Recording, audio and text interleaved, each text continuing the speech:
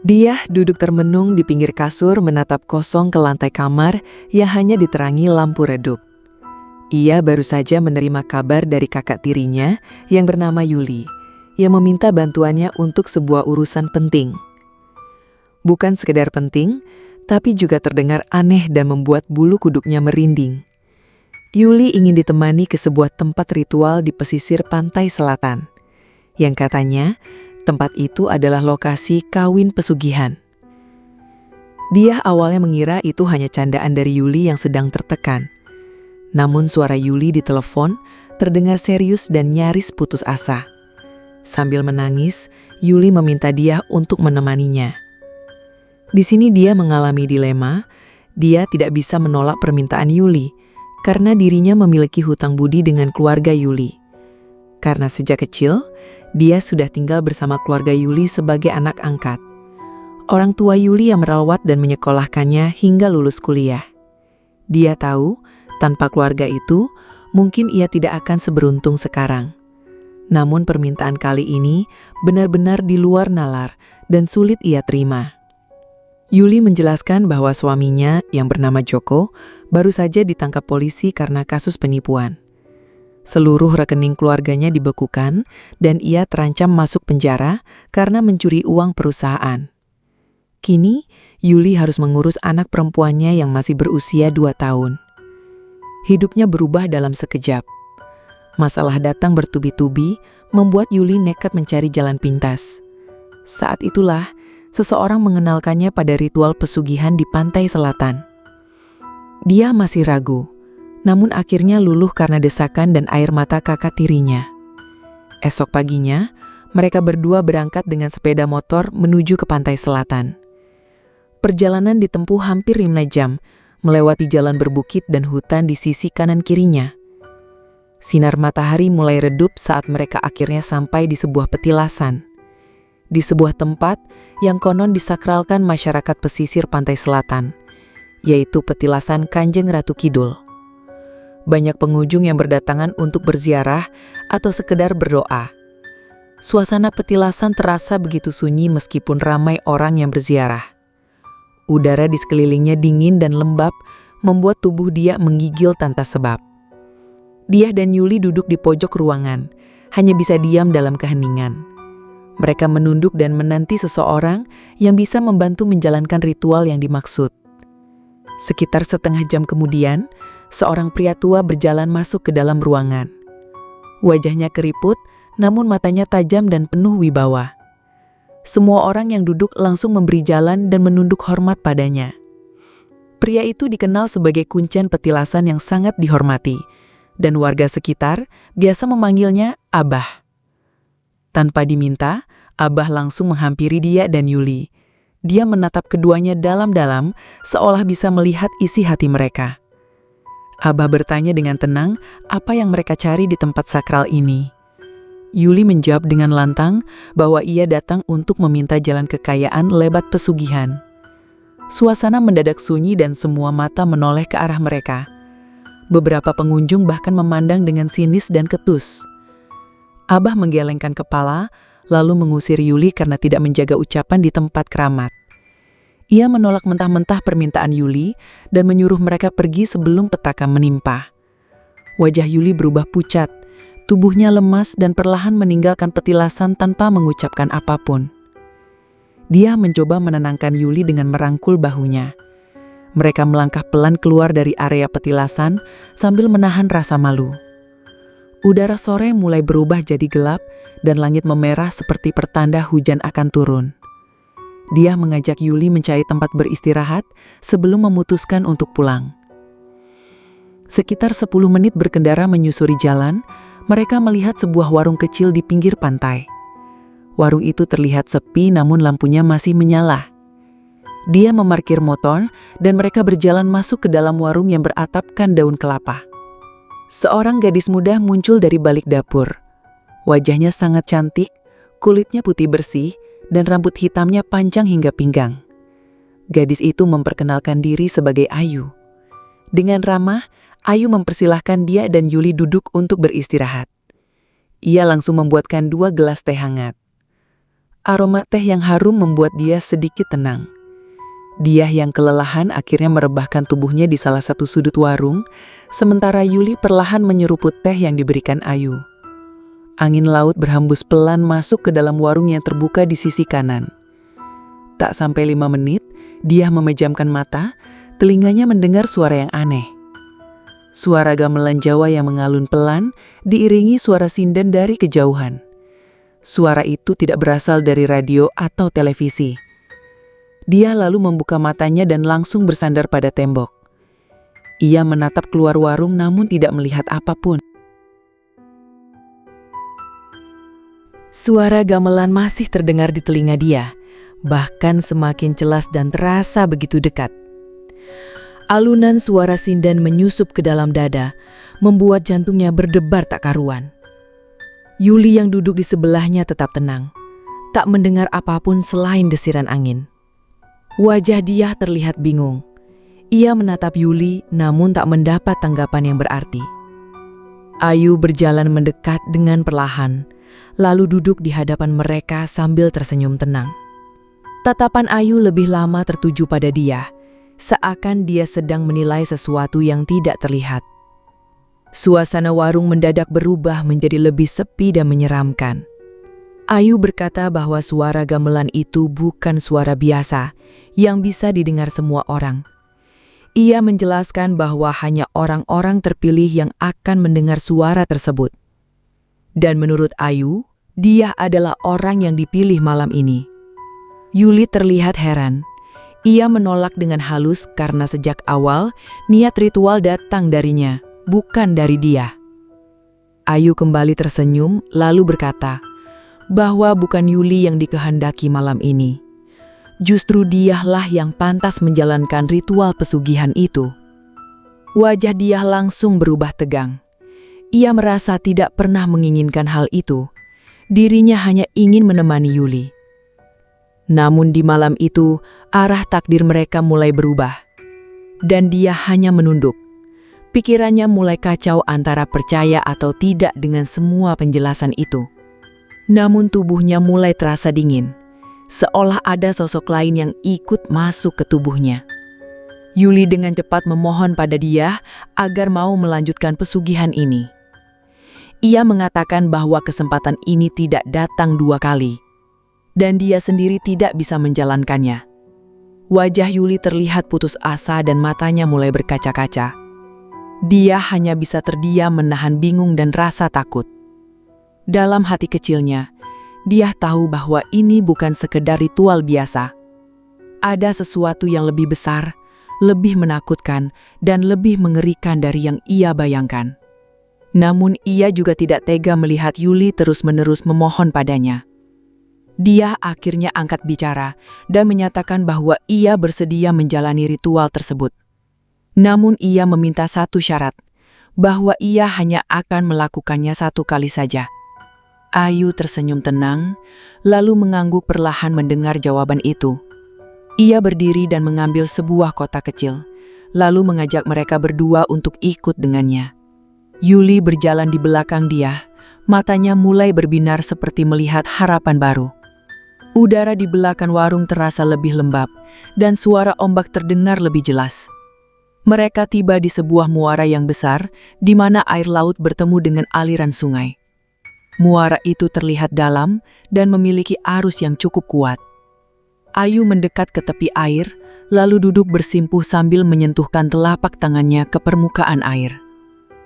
Beberapa detik kemudian, arus yang tadinya deras berubah menjadi tenang. Gelombang kecil pun hilang, seolah air mendengarkan perintahnya. Yuli dan dia saling berpandangan. Mereka seperti menyaksikan hal yang tidak masuk akal. Ayu lalu berdiri dan berjalan mendekati dia sambil membawa sebuah kantong kain kecil. Dari kantong itu, ia mengeluarkan beberapa kuntung bunga melati putih yang masih segar. Ayu meminta dia untuk memakan bunga melati tersebut sebagai syarat pesugihan. Dia menelan bunga itu perlahan. Rasanya getir dan menyisakan aroma aneh di mulutnya. Setelah itu, Ayu meminta dia untuk melepas semua hal yang ia kenakan. Dia merasa malu dan canggung, namun akhirnya menurut setelah diberikan seutas kain untuk menutupi tubuhnya. Kain itu berwarna putih gading dan terasa dingin saat menyentuh kulit. Yuli berdiri agak jauh. Matanya nampak takut dan juga lega. Dia kini berdiri di pinggir muara dengan tubuh tertutup kain dan bunga melati di dalam mulutnya. Ayu memegang lengan dia dan menuntunnya masuk ke dalam air. Air muara terasa dingin, namun begitu tenang tidak seperti biasanya. Ketika air sudah setinggi dada, Ayu meminta dia untuk memejamkan mata.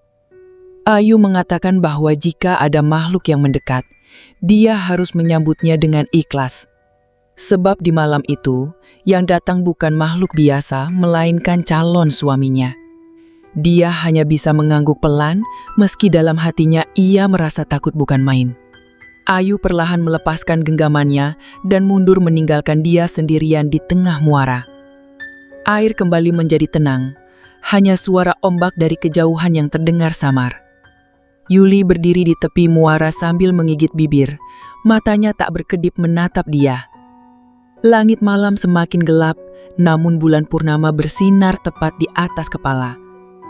Cahaya bulan menyoroti air muara yang tenang dan menciptakan pantulan samar. Dalam keadaan mata tertutup, dia mulai merasakan getaran kecil di sekitar kakinya. Ia mencoba bertahan dan tetap diam seperti yang diminta Ayu. Namun jantungnya semakin cepat ketika getaran itu berubah menjadi gerakan air karena sesuatu tengah mendekatinya. Dan dia tahu bahwa malam itu bukan malam biasa. Dia bukan lagi sekedar pengantar, tapi sudah menjadi bagian dari ritual yang lebih mengerikan. Ritual yang tak bisa dibatalkan. Dan kini ia hanya bisa menunggu apa yang akan datang dari dasar muara yang gelap itu. Air di sekeliling dia perlahan berubah lebih hangat.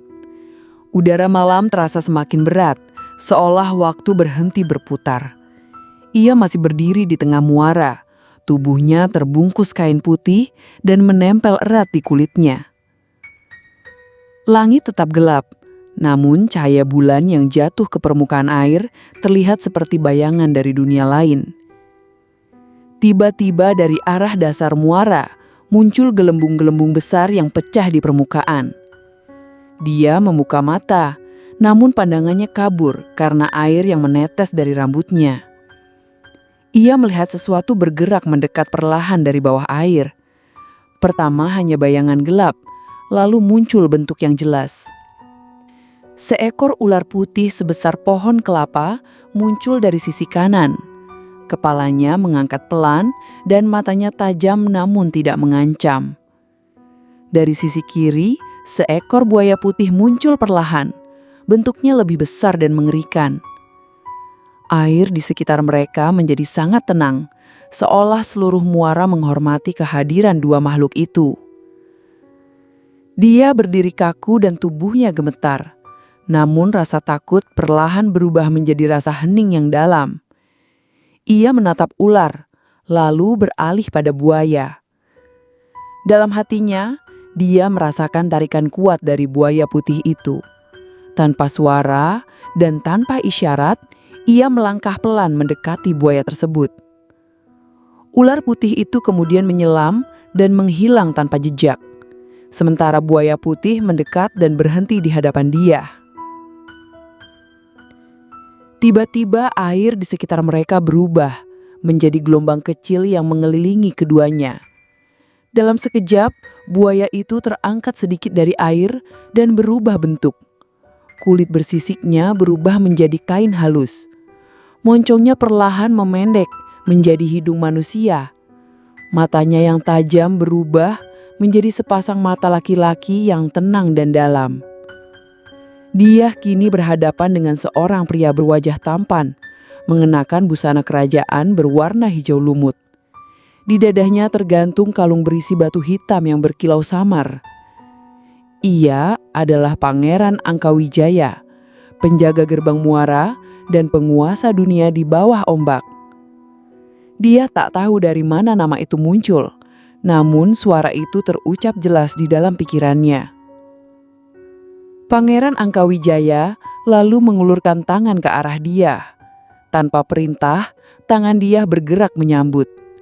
Begitu jemari mereka bersentuhan, air di sekitar langsung naik perlahan, layaknya kabut menyelimuti mereka berdua. Dari atas tebing kecil di tepi muara, Yuli menyaksikan semuanya dalam diam. Matanya melotot dan nafasnya mulai sesak, tapi ia tidak bisa bergerak sedikit pun. Kabut air itu berubah menjadi tirai putih yang menutupi seluruh tubuh mereka. Di dalam tirai itu, terdengar suara gamelan dan kali ini lebih meriah. Alunan sinden menyatu dengan tabuhan gong yang berat. Pangeran Angkawijaya meletakkan telapak tangannya di tangan dia. Tubuh dia terasa ringan, seolah jiwanya diangkat dari tubuhnya dan dililit oleh angin laut. Ia tak lagi merasa takut dan hanya pasrah, seakan segalanya memang harus terjadi. Di balik kabut, sosok mereka mulai memudar, lalu bercahaya sebentar sebelum akhirnya kembali nampak dalam bentuk yang berbeda. Kain putih yang sebelumnya dia pakai telah berganti menjadi kebaya halus berwarna biru dengan mahkota kecil di kepalanya. Wajahnya terlihat seperti putri dari zaman dahulu. Di hadapan Yuli, kabut mulai turun dan air kembali normal. Pangeran Angkawijaya dan dia kini berdiri di tengah muara, tampak seperti sepasang pengantin. Mereka saling menunduk, lalu pangeran meraih sesuatu dari balik kain panjang yang ia kenakan. Dari sana ia mengeluarkan 5 buah kelapa berwarna kuning keemasan. Kelapa itu terlihat biasa, tapi memancarkan hawa panas yang terasa sampai ke daratan. Pangeran menyerahkan kelima kelapa itu kepada dia. Dia menerimanya dengan tenang, lalu membawanya ke tepi muara dengan langkah perlahan. Yuli menyambut dia dengan tangan gemetar, lalu mengambil kelima kelapa itu dan meletakkannya di tanah. Ketika dia menoleh kembali ke arah muara, Pangeran Angkawijaya sudah tidak ada. Yang tersisa hanya air yang tenang dan permukaan muara yang kembali sepi. Ayu datang dari balik pepohonan. Wajahnya seperti tidak pernah meninggalkan tempat itu. Ia hanya menunduk pelan lalu membawa dia dan Yuli kembali ke warung. Langkah mereka hening, menyisakan suara serangga malam yang mengiringi perjalanan. Di sepanjang jalan kembali ke warung, dia merasakan hal yang berbeda. Tubuhnya masih dingin, namun dalam dirinya ada sesuatu yang kini terisi. Entah itu sebuah kekuatan, ikatan, atau kutukan. Dia sendiri belum bisa memahami hal tersebut. Yang pasti, malam itu ia sudah menjadi bagian dari dunia gaib pantai selatan. Dan dunia itu tidak pernah memberi tanpa menuntut balasan. Fajar belum sepenuhnya datang saat mereka tiba kembali di warung. Langit masih gelap dan angin membawa aroma amis yang menyelinap sampai ke tenggorokan. Dia duduk bersila di lantai kayu. Tubuhnya masih mengenakan kebaya biru yang kini mulai mengering.